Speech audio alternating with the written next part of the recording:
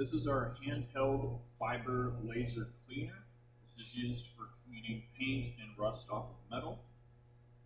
Before you operate or watch this process, make sure that you have the correct laser tinted glasses that are set specifically for this wavelength.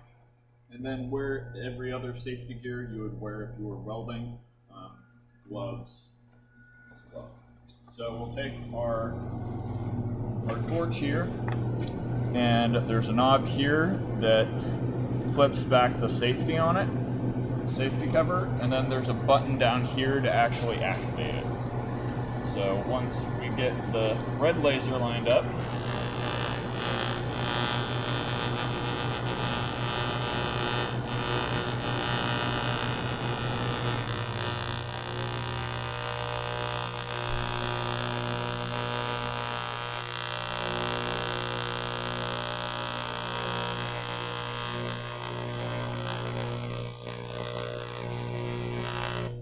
clears paint like that, and rust.